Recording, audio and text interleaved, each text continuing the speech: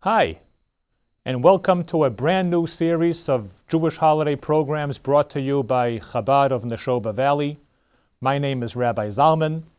I'm the director of Chabad of Neshoba Valley here in Westford, Massachusetts, and we're very happy and eager to bring you this new program as part of our overall effort to promote Jewish awareness throughout the Neshoba Valley and the surrounding areas. On the evening of Tuesday, December 16th, Jews the world over will begin celebrating the 8-day festival of Hanukkah.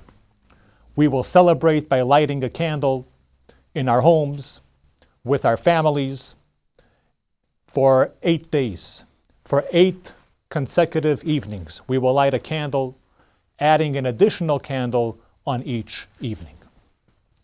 The story of Hanukkah is about a small volume of oil that was enough to burn for 1 day, but miraculously it burned for 8 days. It takes us back to a time when Jews in Jerusalem lived under the Syrian Greek Empire. They lived under the reign of King Antiochus IV, a little less than 200 years before the Common Era. The practice of Jewish religion was prohibited. Observing the Jewish Sabbath, kosher dietary laws, ritual circumcision, amongst others, were strictly forbidden. The Greek power was in control over Jerusalem, the city, and over the Jewish temple on the Temple Mount. But in the caves, deep in the hills of Judea, there lived a great Jewish leader by the name of Matisyahu. He led a small uprising against this form of Jewish oppression. He fought for the freedom of his people. And after he died, his 5 sons, under the leadership of their brother Judah, formed a small army, and they were named the Maccabees, a Hebrew term which connotes their recognition of the fact that all of their might and all of their strength originated with God Almighty. In miraculous fashion, they overwhelmed the Greek forces in battle after battle. Though they were fewer in numbers and lesser in might, they were, however, driven by a noble cause. And eventually they were able to drive the mighty Greek army out of Jerusalem, and they regained control of their temple on the Temple Mount. Amongst their first tasks of action was the kindling of the menorah, the candelabrum in the temple. This required the use of pure, untampered with olive oil. These were stored in jugs that were sealed with the personal seal of the Kohen Gadol, the Jewish high priest. However, in this case, the Greeks had shattered all of the jugs, broken all of the seals, and defiled whatever oil there was on the temple grounds. The Maccabees were able to find but 1 small jug that was still sealed with the stamp of the Kohen Gadol. Its contents were enough to burn for 1 day. But when they kindled the menorah, it continued to burn and burn and burn for 8 consecutive days, until such time that they were able to procure freshly squeezed olive oil. So we commemorate this great miraculous event every year by lighting candles for 8 consecutive days. We do this amidst the singing of festive Hanukkah songs, partaking in delicious Hanukkah foods, and participating in exciting Hanukkah games. The candles in the menorah are placed on the right side of the menorah. And as we increase the number of candles, we work our way from right to left, adding 1 additional candle every evening, until the 8th night when we light 8 candles.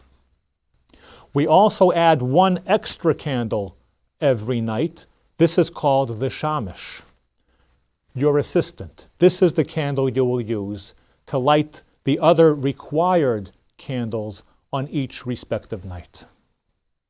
The menorah is placed at a window or in a doorway in a manner, of course, that doesn't pose a fire hazard. The candles are kindled in the evening, just after nightfall.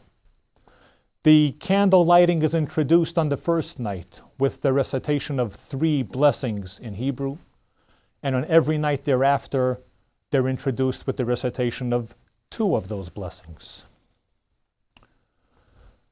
Now, the Hanukkah menorah is not universal in shape nor in size. Your Jewish gift shop will prove it. If you Googled Hanukkah menorahs, you will come across a large array of menorahs of all shapes and forms and sizes and of all sorts. Large and small, tall and short, wide and narrow. But there's one interesting discrepancy amongst Hanukkah menorahs that deserves some attention. And that is that while many menorahs consist of round circular branches that extend from the center stem and rise up with all of them meeting at the top, there are some menorahs that consist of straight, direct branches which extend from the center stem and again meeting at the top. This distinction is not without some intrigue. You see, there are numerous ancient Jewish writings from which it appears that the original menorah in the temple consisted of angular branches as opposed to circular branches. This was not known for many centuries until more recent times with the publication of newly found Jewish manuscripts that were not available until such time.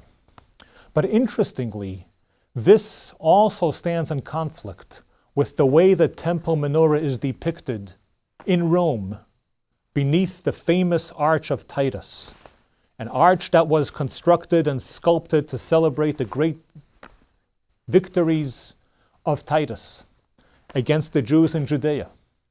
And many of those victories are depicted in the arch and sculpted into the arch. Amongst them is a depiction of the temple menorah as it's being taken by the Romans from the temple into captivity.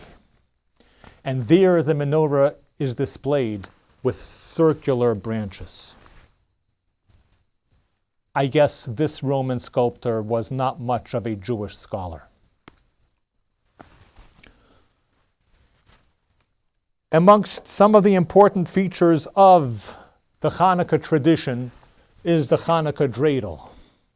Dreidel is a Yiddish term for a 4-sided spinning top with a Hebrew letter on each of its 4 sides.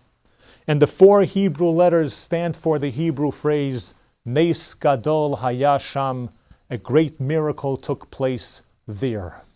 Those who are familiar with the Hanukkah games that are played with the Hanukkah dreidel will know that children always look forward to these games every year on Hanukkah. One of the more popular Hanukkah traditional foods is the Hanukkah latke. Latke is another Yiddish term for a potato pancake fried in oil. And this oftentimes oil-drenched delicacy is probably not endorsed by Weight Watchers, but it's been used by Jews throughout the years, and again to accentuate and to celebrate and to depict the miracle of the oil. But here is what I want you to understand. You see, in the Jewish way of thinking, nothing happens in a vacuum.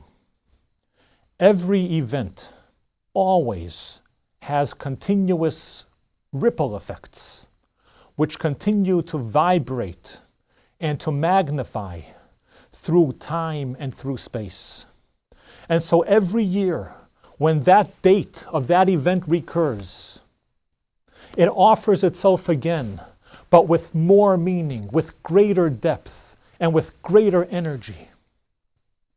So every year when you celebrate the anniversary of your birthday, or the anniversary of your wedding anniversary, or whatever it may be, you get to tap into that event on a higher plane, on a higher level, and with greater clarity of the soul.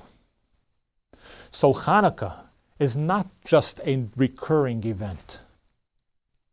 Hanukkah is a brand new experience every year. Every year we get to rejuvenate with its festivity. Every year we get to materialize its message in a way that is unprecedented. And that is why no one should ever say, Hanukkah, been there, done that. Because no one has yet been to, or done, or been touched by Hanukkah of 2014. And that is why I ask of you to join your Jewish brethren in celebrating this year's Hanukkah in a way that it has yet to be celebrated ever before. Chabad of Neshoba Valley will this year celebrate Hanukkah with the community by distributing hundreds of Hanukkah kits. These kits consist of a traditional Hanukkah menorah and a box of Hanukkah candles and some instructions which explain how to perform the Hanukkah tradition. These kits are free of charge, so if you need such a kit, or if you know anyone else who needs such a kit, please let us know, and we will get one to you in time for Hanukkah. Chabad of Neshoba Valley will also host a special latke dinner for the community. Please consult our website, chabadneshoba.org, for more information on this special event and to RSVP for this very special evening. But I invite you to come and visit one of our grandiose public displays of the Hanukkah menorah. We erect these large outdoor menorahs to accentuate and to spread the positive message of Hanukkah. Our 9-foot tall menorah will once again adorn Westford's town common throughout the duration of the Hanukkah holiday, as will our 12-foot menorah at the Pheasant Lane Mall in Nashua. This year, the Pheasant Lane menorah will be found on the lower level of the mall, at the bottom of the escalators, closer to Target department store. And this menorah at the Pheasant Lane Mall is jointly sponsored by both Chabads of Neshoba Valley and of New Hampshire. And I'm particularly excited to tell you that this year, for the first time, we have a brand new 9-foot menorah which will adorn the city of Lowell. It already stands in front of Lowell's City Hall. This menorah is jointly sponsored by Chabad of Neshoba Valley and the Montefiore Synagogue, Lowell's Jewish community. The grand Hanukkah celebration for the entire Jewish community of Neshoba Valley and surrounding areas will take place on Westford's Town Common on Sunday, December 21st at 4 o'clock p.m. This is the one event which I hope you will all come to participate with. And at this point, I would like you to take a look at a short clip of last year's Hanukkah celebration on Westford's Town Common.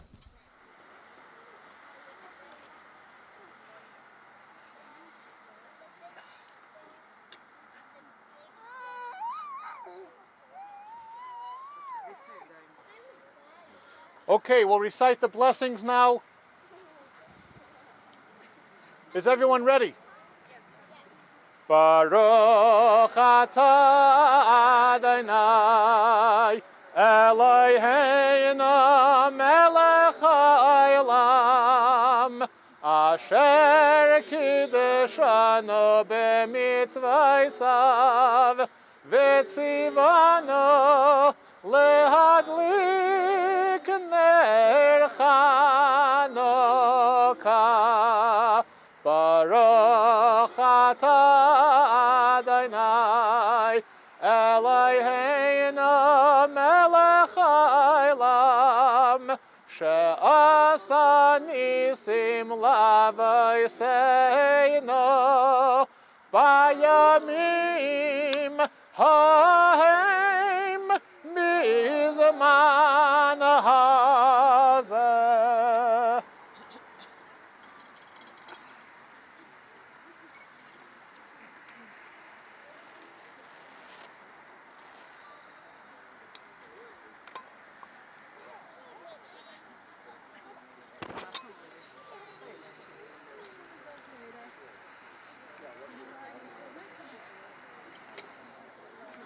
Would you like your phone back, too?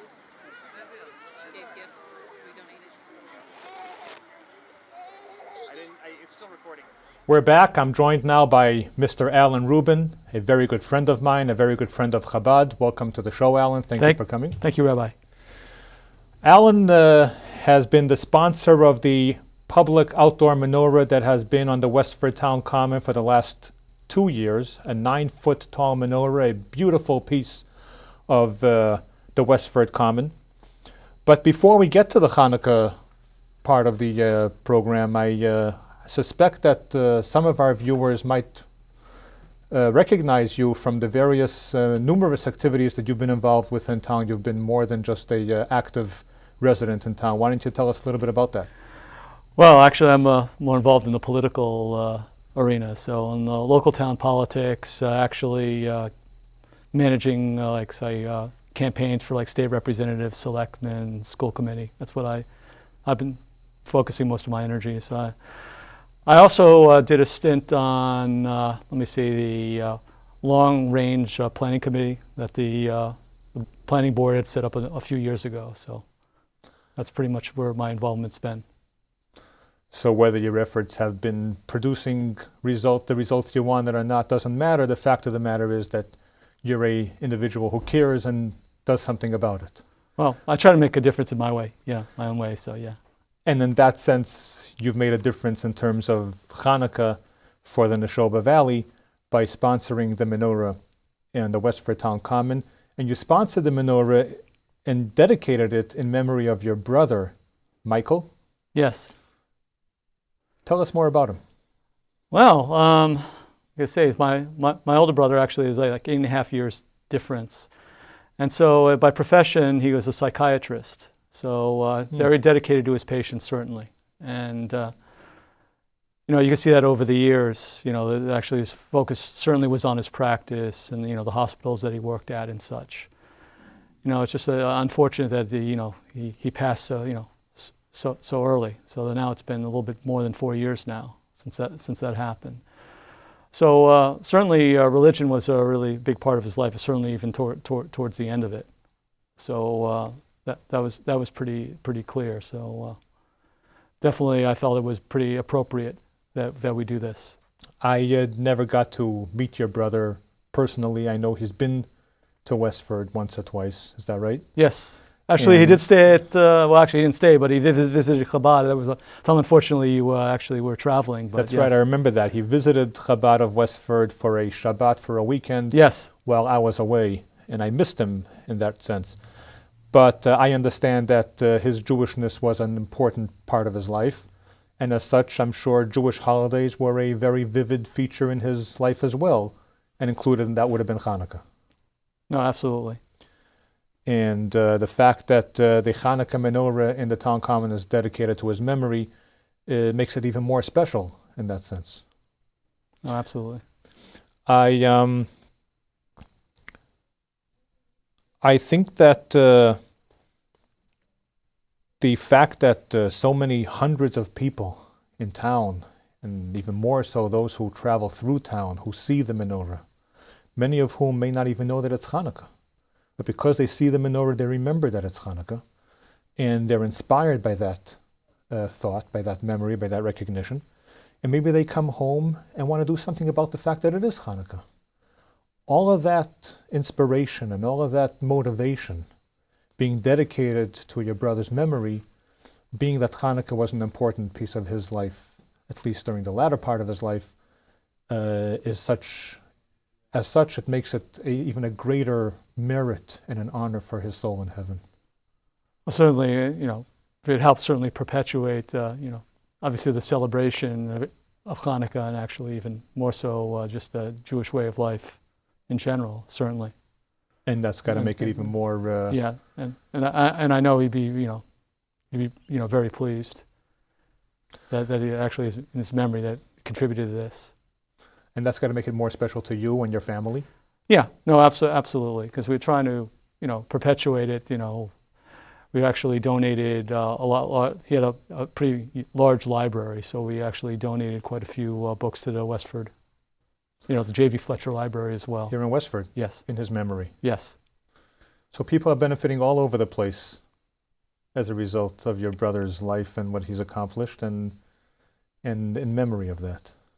So he continues to live through the menorah and through the library books and so on and so forth. Yes, and certainly through us as well. Yeah. So. How about in your personal life, in your Jewish growth? I know that the Jewish part of your life has increased over the last few years as well. Can you talk a little bit about that? Yeah, well, certainly through Chabad especially.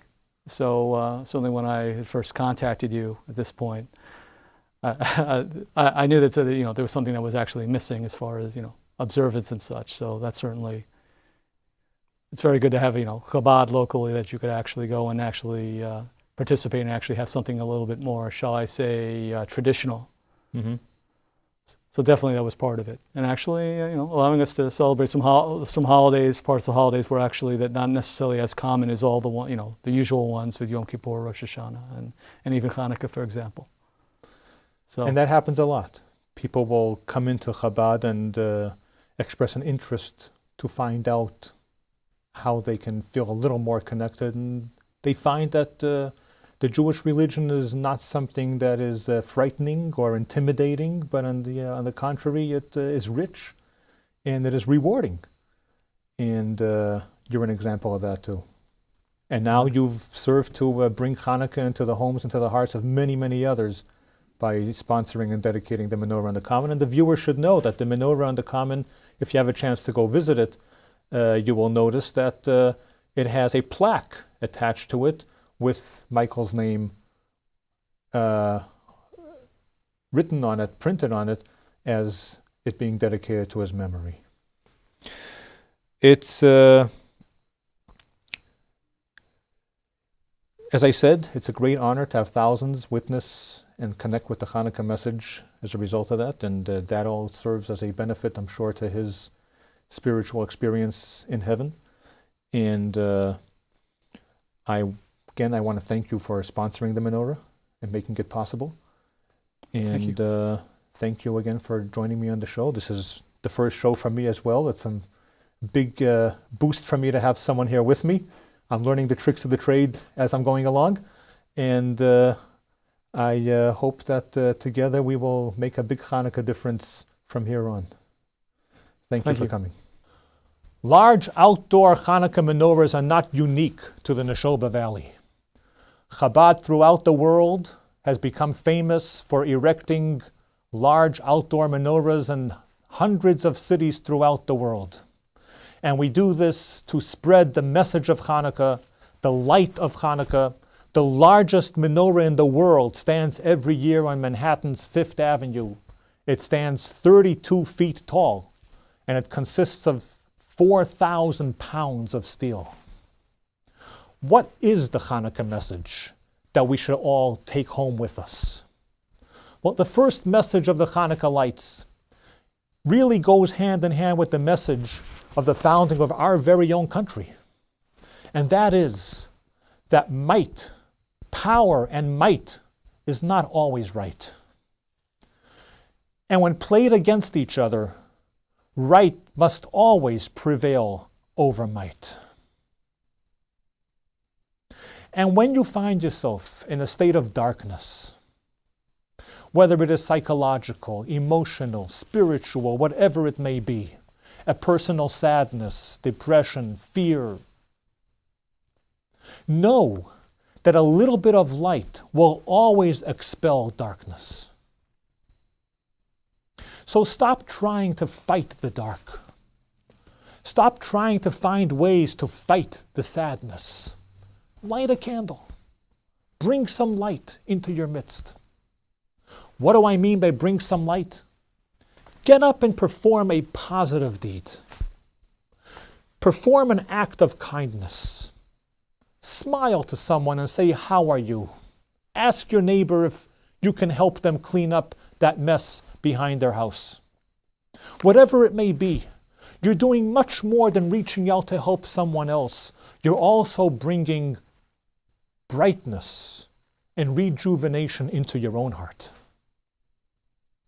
And know that light will always dispel darkness. And it doesn't take a huge flame. It doesn't need an act that'll change the world. Even one small flame, one small candle is enough to illuminate a large, vast, open space. So these are the two messages of Hanukkah. Message number one, right must always prevail over might. And lesson number two, light will always dispel darkness. So I hope you will join this Hanukkah. If you're Jewish, let us know if you need a Hanukkah kit. And join your brethren to celebrate Hanukkah this year by lighting candles in your home with your family for 8 nights of Hanukkah. And join us on Sunday, December 21st at 4 p.m. to light up the night amidst joyous music, foods and drinks and games and entertainment for the kids. Make sure to bring the family, the children, the parents, the grandparents, your friends, your colleagues, your neighbors. Bring everyone together to celebrate Hanukkah on Westford's Town Common, Sunday the 21st at 4 p.m. I would like to conclude by expressing my thanks to the town of Westford, to the city of Lowell, and to the Pheasant Lane Mall for working with us on erecting these menorahs. And I would like to thank our sponsors, the Chabad of New Hampshire and the Montefiore Synagogue of Lowell. I would like to thank our state representative, Jim Arciero, who comes every year to participate with us on the Town Common at the Hanukkah celebration, and he brings along with him a signed Hanukkah proclamation by the Massachusetts State House of Representatives, and he brings it to us at the Hanukkah event every single year. I would like to thank the wonderful staff of Westford Cat who allowed us to use their studio to shoot this program and who assisted us in producing the program. I would like to thank our regular sponsors and contributors who make Chabad's activities and programs available throughout the course of the year. And of course, I want to thank my friend, Mr. Alan Rubin, who joined me on the show today, the first of hopefully many more shows, the most important one for me, but who joined me here today. And I hope you will all partake and celebrate in the Hanukkah holiday. Thank you for watching, and I wish you a wonderful and happy Hanukkah.